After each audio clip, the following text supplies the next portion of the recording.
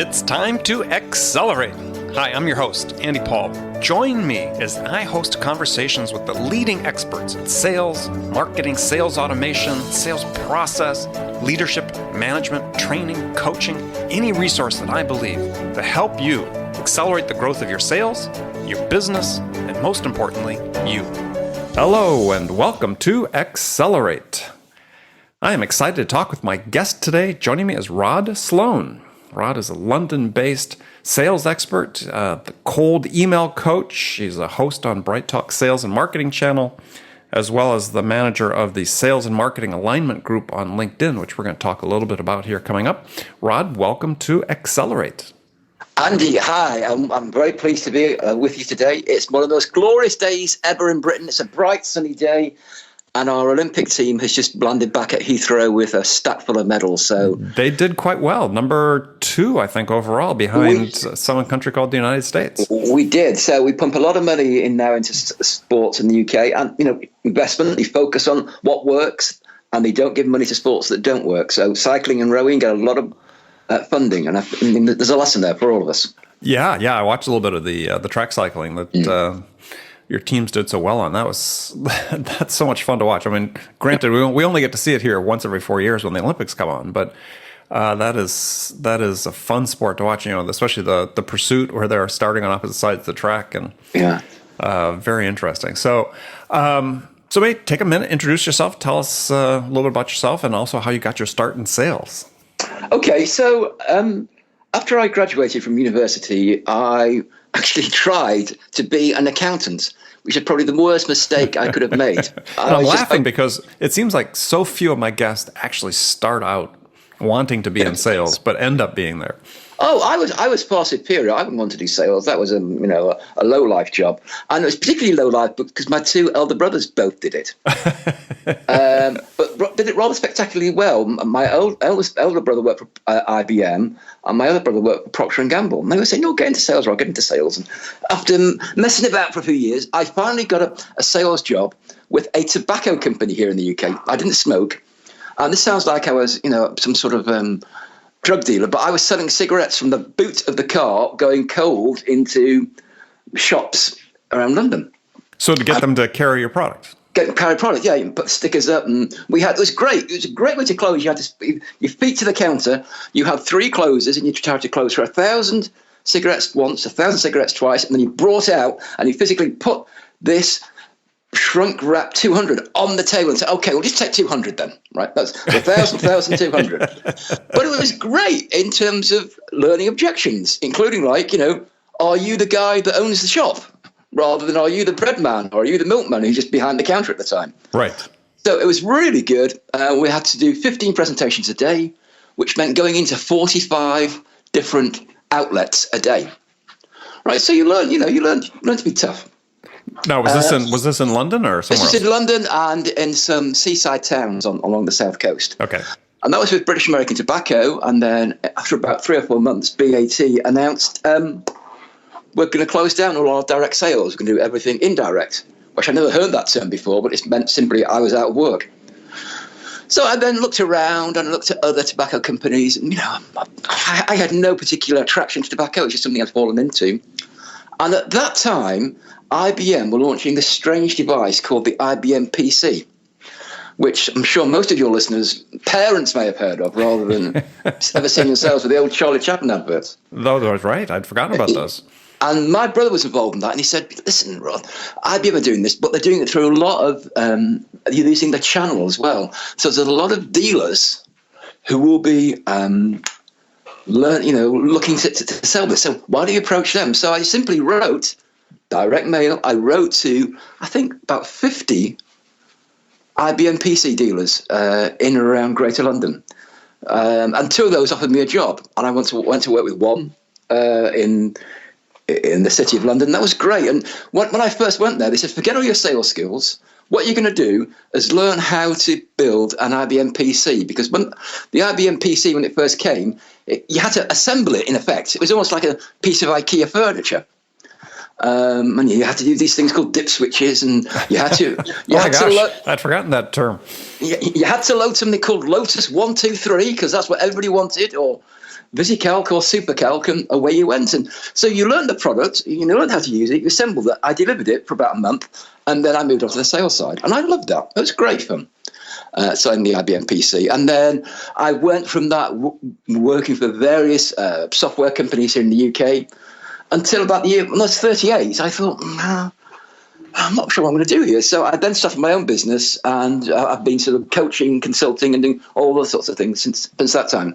Wow. Okay. So that's my story. That's your story. So let's sort of bring to the present here a little bit, is because you do a lot of coaching of sales teams on various topics. You've run this huge LinkedIn sales and marketing alignment group. Your opinion, what's the single biggest challenge facing sales professionals today?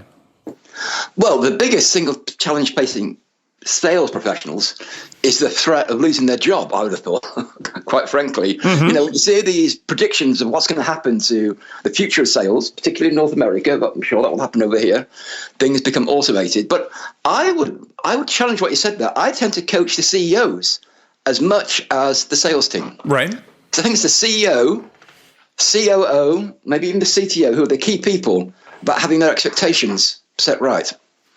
And so, let's rephrase that question in terms of sales professionals, in terms of the expectations that CEOs, CTOs, COOs have for sales. Okay, I think particularly for selling into new business, into new accounts, it's being realistic about how long it will take. I mean, I'm sure you've seen these documents, these purchase procedure documents, where it said, can an existing supplier supply this service to us? And if they can, why are we then talking to somebody else? So most companies, most corporates particularly, don't want another supplier, another vendor in there. They'd rather keep it to a minimum number. So if you're, they only want 30 and you're 31, that's quite tough for you. So that's one thing. And the second thing is just understanding the procedure. The buying procedure. I'll give you an example. We were selling to, I was working with a company, and they were selling to a well-known French oil company. And I thought we we're not going to get this deal. They're not talking to us. They're very Gallic in that sense. And I eventually tracked this guy down, had this big dramatic phone call with him where I went negative on him. And I said, well, I assume you're not going to buy from us. He said, oh, yes, Rob, we are going to buy from you. In fact, we're going to give you not one, but 2 purchase orders. One will come from one department and by email, and the other will come by post from another department. So I thought, I better ask the question, why are you doing that? He said, oh, it's the way we can spread the budget. Okay, and then I said, great. So the CEO couldn't believe it. I couldn't really believe that we'd won this deal because it'd gone so quiet on us. And then they went quiet on us for another month. Nothing happened. I was scratching my head. Then suddenly, out of the blue one day, this purchase order or this document arrived by post that we thought, if we could translate it, of course all in French, was a purchase order. And my contact, the guy we'd been selling to, didn't even know it had been raised. So the question would be, if lots of people who work in companies don't know what's going on or how they buy sometimes, it's a big challenge for us as salespeople to try and understand that, particularly into new accounts.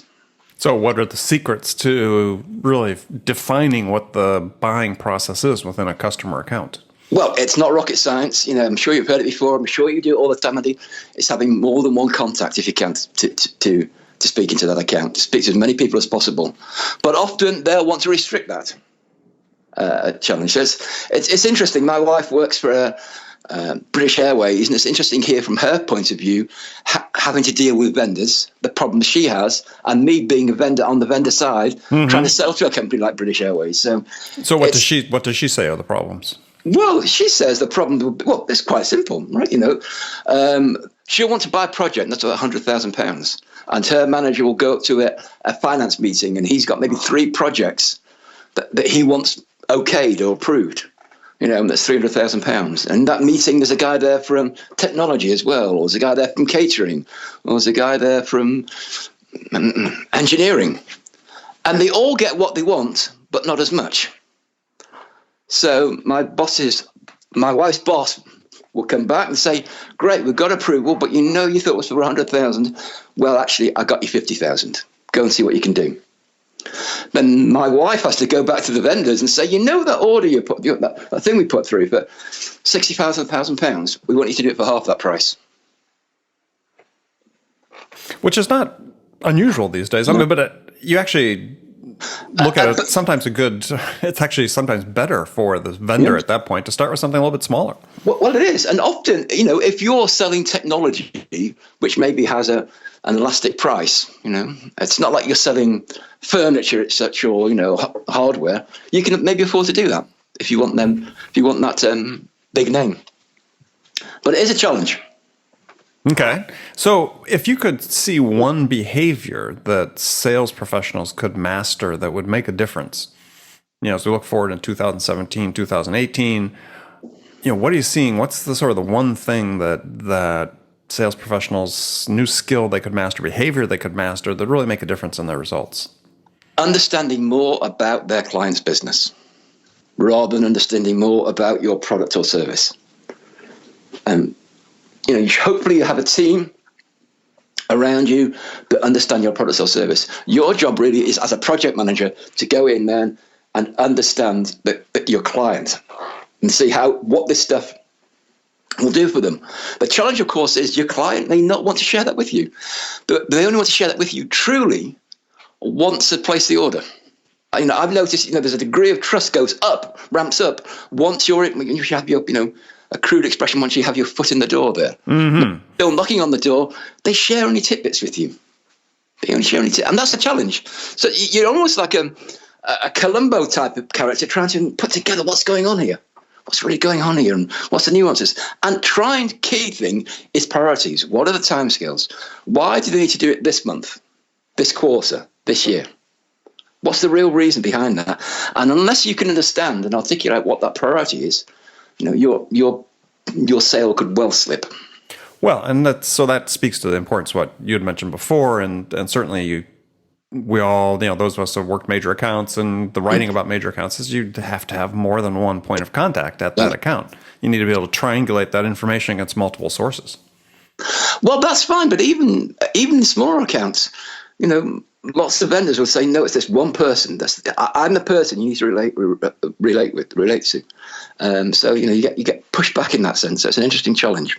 Well, do you find that being the case, that even in smaller accounts, that because again, sort of the general understanding that people are sort of moving forward with in sales these days is that sort of the individual decision makers being replaced by a more of not necessarily a committee, but multiple stakeholders joining together to make a decision?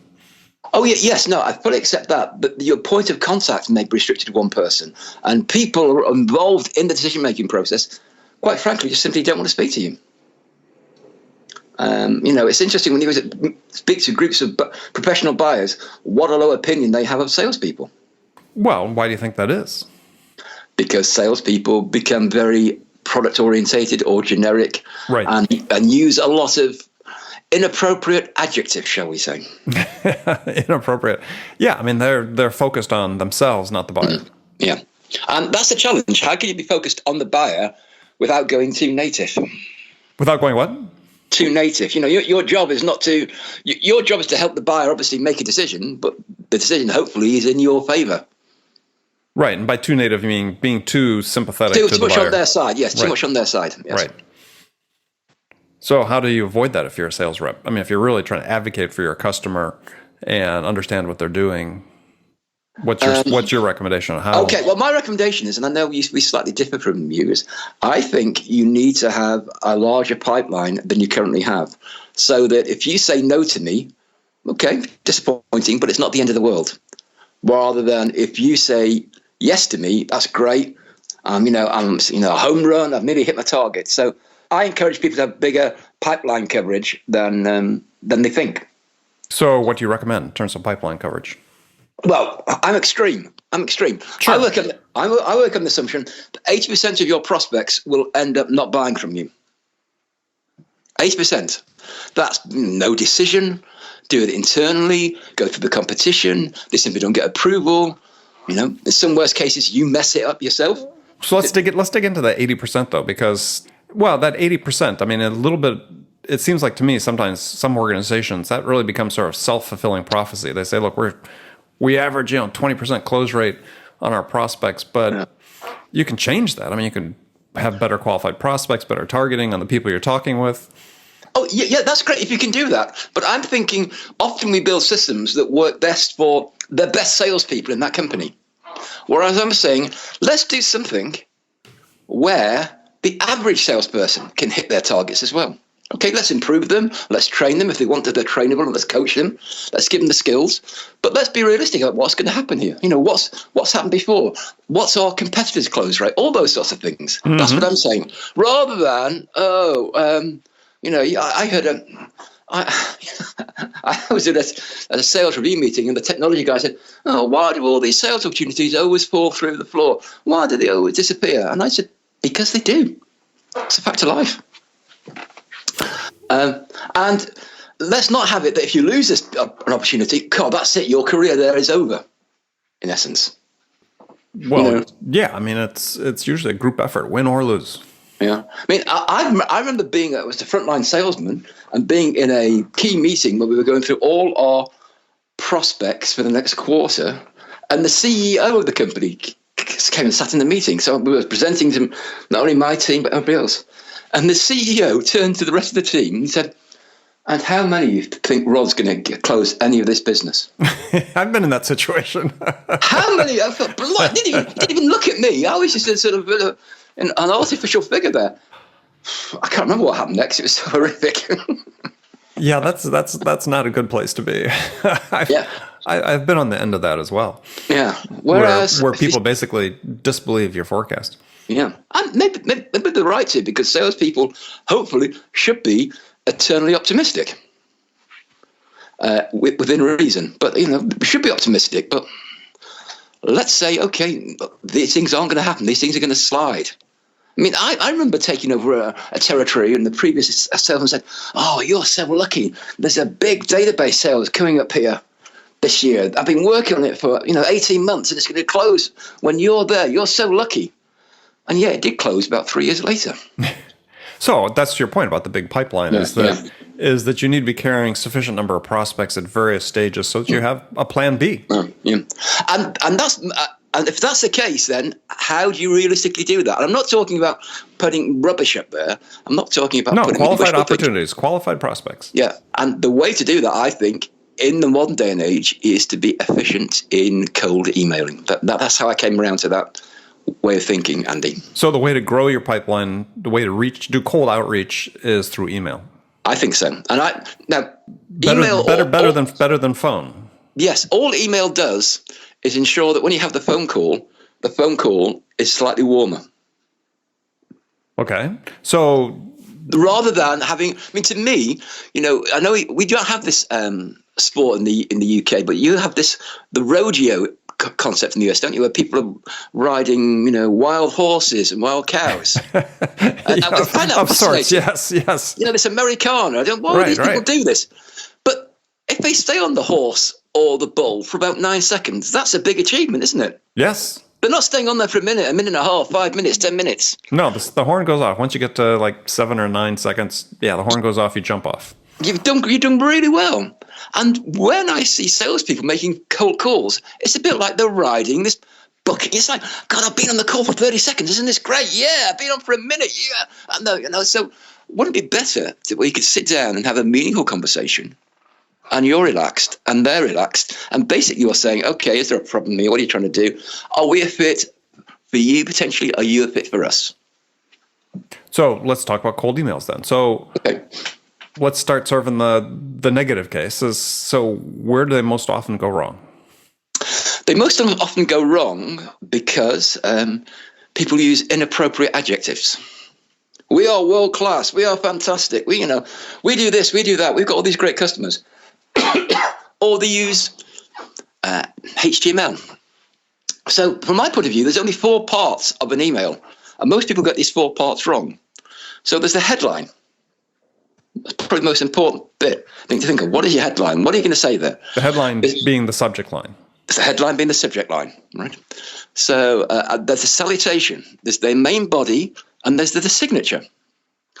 And in this day and age, where most people are now reading their email on what you call a cell phone, what we call a mobile phone over here. Well, we're becoming more continental in that regard. It's more mobile here now too. Okay. Well, we'll probably will. But since we've had this Brexit, we'll probably go more your way then. So you've got to think that whole email has got to be read on one page of somebody's portable phone, mobile phone, cell phone. How do you do that? And how do you write to somebody so they're likely to respond? Okay, so like I said, let's go through some of the steps of that. So let's start with the headline. So the headline should be about them or raise curiosity. So it shouldn't be, would you like a demo of our software, a 50 demo of our software, right? Or, it should be something that's more meaningful than that. So I who's best to speak to about this? Or, who's the best person? Something very simple. So you'll have that sort of request, if you will. I'm not going to share what I use because although your listeners will start using it, but something simple like that. Best person. This would be a good one. Best person, ? So just those 2 words, best person. Best person, 2 words. Or best person at XYZ Corporation. Isn't the way of doing it. The other thing that I do, and people get surprised at this, I never, in a cold email, put the word please. Andy, could you please help me? I think it sounds so sycophantic. I'll say thank you, but I won't say please. Now, maybe in North America, please might be a more appropriate word to use. But certainly in the UK and in Europe, it's just straight in with what you want. So best person, ? Then the name of the guy. Hi, Andy. Hi, Andy. All right, so let's stop there. Okay. Do you actually say hi? I do, yes. I say hi. Yeah, I do. See, to me, that is a sign of a mail merge or a mass email. Maybe, yeah. Hi, Andy. Hey, Andy. What about just the first name? Rod. You could do that. I mean, have you tested that to see whether there's... Yes, I've tested lots of things, and I don't think that matters so much. Because this person will probably think this email is so short that it's not a mass. And these are not mass. I don't send out mass emails. I don't send out 250, 300, 4,000. I'll send out maximum 50 at one go. All right, well, we'll get to that part. So, all right, so salutation, keep it simple. Me personally, I'd prefer people not say hi or hey because, again, to me, it's a tip-off that it's impersonal mass email, but go ahead. Okay, well, the reason I write that is when most people respond, that's what they say. They say, hi, Rod. So I'm just mirroring what they do in that sense. So then you've got to think, okay, what do you want? What do you want from this email? And probably what you want is a referral to the person who's responsible for doing what you do. So let's say you have some health and safety software that you sell into hospitals. And you think, okay, so I want the person who's responsible for health and safety at Washington State Hospital, for example. So that's what you can ask for. You're simply going to say, hi, Andy, can you please put me in contact with the person who's responsible for health and safety at your hospital? That's all you're going to ask. All right. So a question about that then is, given LinkedIn and so on and so forth, again, I would get that and sort of say, well, didn't they look at my LinkedIn profile? Yeah, you could think that. Or did they not search LinkedIn to find out who that health and safety person is? Yeah, but you don't. It might be where you're introducing new innovation into health and safety, so you might not be sure. And in many ways, it doesn't matter because what you're saying is you're going to send this email to somebody quite senior in the hospital. You're not. The mistake most people do is don't send this to junior people. If you send anything to junior people, all they say is, "Hey, Sloane, where did you get my email address from? And why are you cold emailing me?" You'll get that sort of response. Mm-hmm.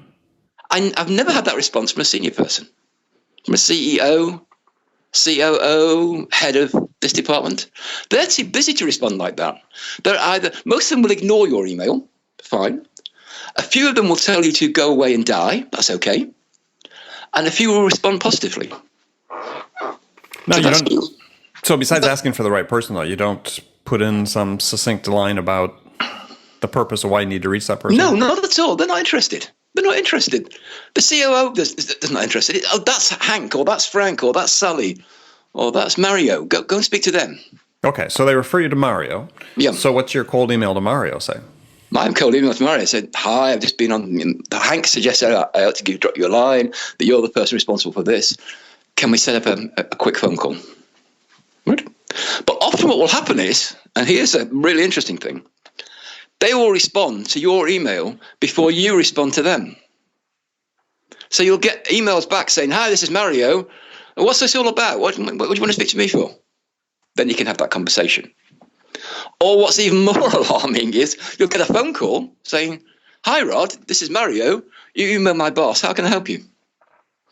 And you sometimes have to scramble and think, "Oh, okay, where's that from?" You have to sort of process that. So that's an interesting challenge. All right. So your cold email strategy is leverage this internal top-down referral, Correct. implicit validation from the top, in Correct. order to establish a conversation with what I call the actual decision maker, Yes. the functional decision maker. And if it's positive in any way, your response, then I carry on. You know, and you will get often, "Hey, that's me you're talking about. I'm that guy." Great, off you go.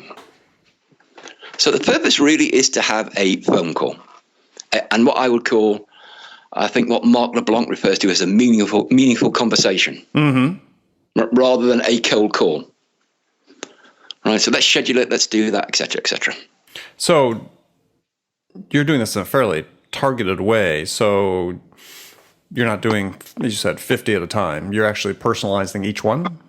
I would use mail merge to do this, or some merge, or whatever system you use.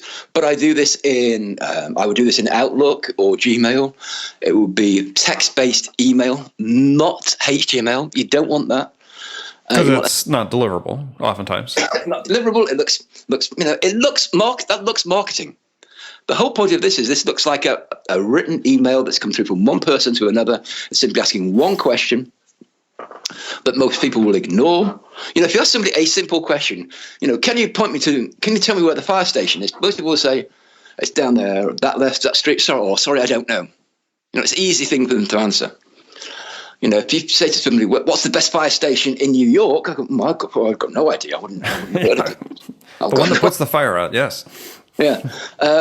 So that's the point. And then that means also that your signature, most people's signatures are a dead giveaway because they have all this gump about how marvelous they are and these awards they've won and these videos they've done and what Microsoft has said about them, what Gartner has said about them, all this stuff. Just get rid of all of that. So what do you put in there?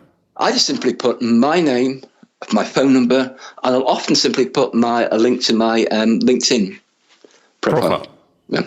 Now, I know some other people use the system, and what they'll do, they'll put a link to maybe one video, one YouTube video that's about them. They might do that, and that sometimes works. I've seen that work quite well.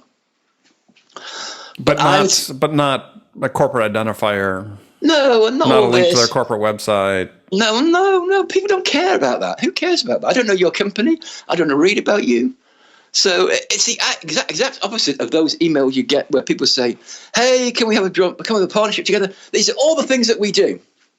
We build websites, we build space rockets, we manufacture, electronic cars, we can do plastic bottles, we can build you mobile phones, all this sort of stuff. No, forget all of that. Just one thing. What's the one thing you want? Who's the one person you want to be put in contact with? And that's a good question for salespeople and marketing people to sit down together and work out who are the most appropriate people. Where does your product most easily fit? And you've got to write that in email in a way that people will understand. So if you've got a very technical solution that works in this micro part of health and safety, you've got to take it up to a higher level so people can understand that. Higher level in the description, in the wording. Higher in the description, yeah. So not how do you manage your tungsten approving lighting in the blah blah blah. No. Simply, who looks after your health and safety, or who's responsible for bringing innovation into your health and safety at your hospital? Simple as that. Interesting. Okay. So I do that, and Are you interested in the response rates I get for that? Sure, yes. All right. Now, I get somewhere in the region of a 12% response rate for that. Okay. And in that 12% are people say, no, thank you, or people who say, we've got something already in place in that. And the other one is saying, you need to speak to Hank or Sally or whoever in that sense, or Francois. So you get a mixture across that. And the whole idea being, and maybe this is me being a sort of, a stingy European, I look at that list and think, okay, so 88% didn't respond. In a week's time, 2 weeks' time, will they remember who I am? Probably not. I can't remember a cold email that I received 2 weeks ago that I didn't respond especially if they never saw it in the first place, right?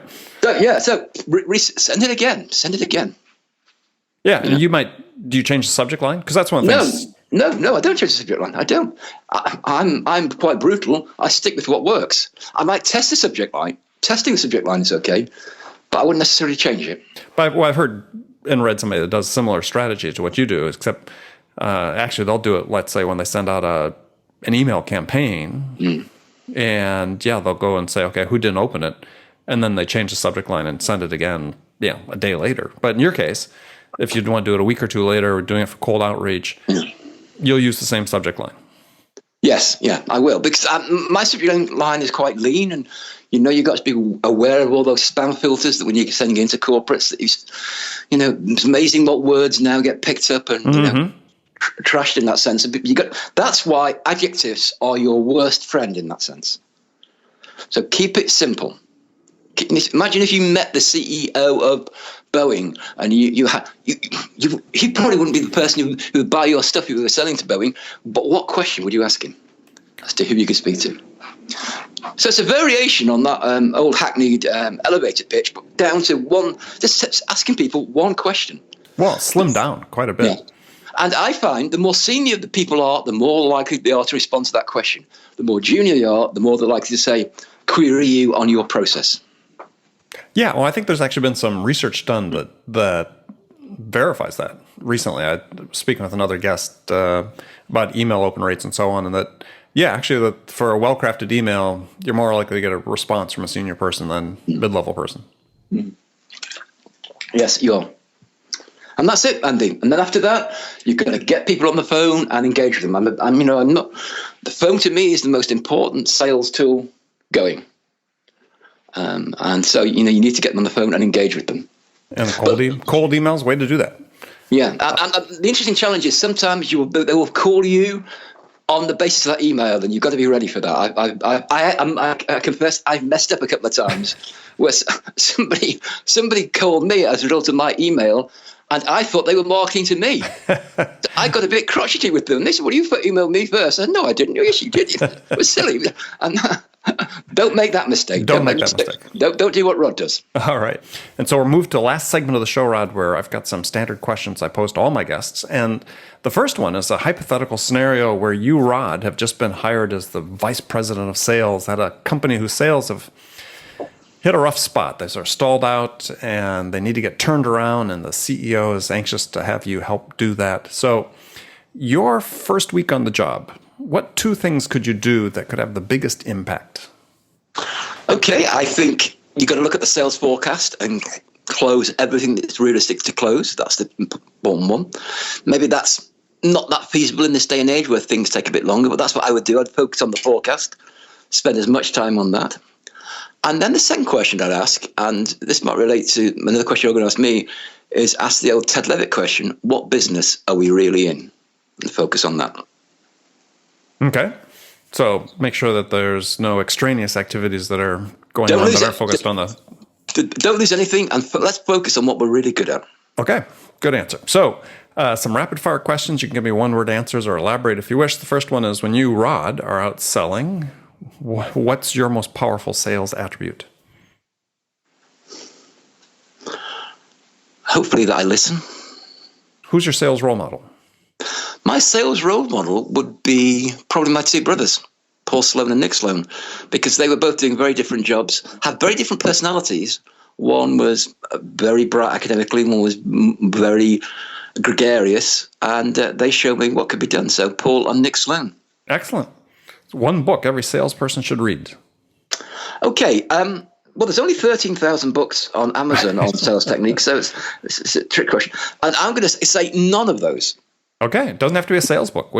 None of those. So I have a problem with most modern business books in the sense they seem to be one idea that's stretched out to fulfill a book, more magazine article. So I'm going to recommend a magazine article that appeared in Harvard Business Review in 1960 called "Marketing Myopia," written by Theodore Levitt, who was a professor at Harvard at the time. Mm-hmm. And that article is famous because he asked the question, "What business are you really in?" That's a great question to ask your own. What business is the company you're in, and what business is that you're prospecting? Okay, it's a great question. All right, good answer. All right, so last one. What music's on your playlist these days? Well, I listened to a few of your previous interviews, and this question has given me the most problems. In that sense, because downloads are great, but who listens to albums anymore? That's the challenge. So I'm going to say an album that came out in February of 1974, which is probably way before most of your listeners were born. But to give you an example of the albums that come out just in that month, Steely Dan brought out Pretzel Logic. Pretzel Logic, right? Kiss brought out their debut album in that month, and Tangerine Dream, the famous German electronic band, brought out Phaedra, but it was none of those. It was a live album that came out that month.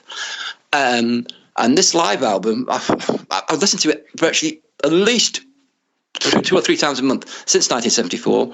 And it's the Van Morrison, It's Too Late to Stop Now. Brilliant album. Brilliant album.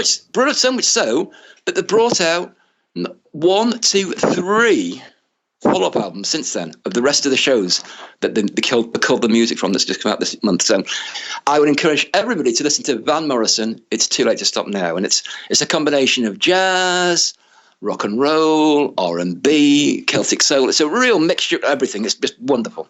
Yeah, no, big Van Morrison fan. I have a couple of his albums, including the Greatest Hits one, which gets a lot of play in my rotation as well. So, well, good. Well, Rod, thanks for joining me. Tell folks how they can find out more about you. Well, the best place simply is to go to my LinkedIn profile and just type in Rod Sloane and come and join me there. I run a couple of groups on LinkedIn, a sales and marketing alignment group. Please join me there. It's a big, active group, lots going on. And if I can help in any way and a cold email, simply drop me a line. My email address is rod@rodsloane, SLOANE.co.uk, and I'll be glad to give you some very quick feedback. Delighted to. And make sure that subject line is no more than two words. 2 words. All right, good. Well, Rod, thanks again. And remember, friends, make it a part of your day every day to deliberately learn something new to help you accelerate your success. An easy way to do that is to make this podcast accelerate a part of your daily routine, whether you listen in your commute, in the gym, or as part of your morning sales meeting. That way you won't miss any of my conversations with top business experts like my guest today, Rod Sloane, who shared his expertise about how to accelerate the growth of your sales. So thanks for joining me. Until next time, this is Andy Paul. Good selling, everyone. Thanks for listening to the show. If you like what you heard and want to make sure you don't miss any upcoming episodes, please subscribe to this podcast on iTunes or Stitcher.com. For more information about today's guest, visit my website at andypaul.com.